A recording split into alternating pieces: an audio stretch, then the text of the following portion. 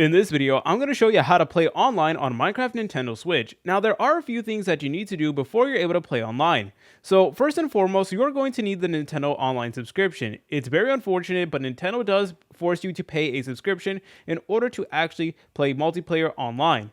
So, you're able to go ahead and select over here where it says Nintendo Switch Online to sign up for the subscription if that is something you really want to do. So thankfully, it's not too expensive compared to some other online subscriptions out there, but nonetheless, it's still an extra expense.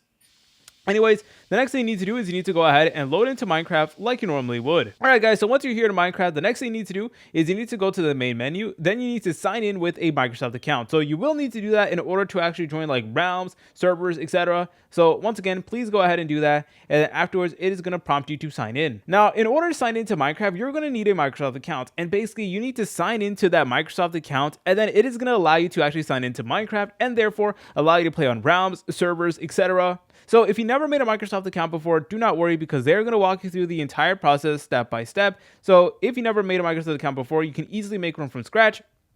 There is also this button that says connect to local network by pressing on Y, and that is useful if you want to go ahead and play with someone who's within close proximity to you, so somebody who's in your house or something like that. And then over here, yep, you guys are able to go ahead and begin the sign-in process. But then after you do that, you're able to go ahead and play on realms, servers, etc. But if you guys found this video helpful, make sure to leave a like and subscribe. I'll see you in the next video.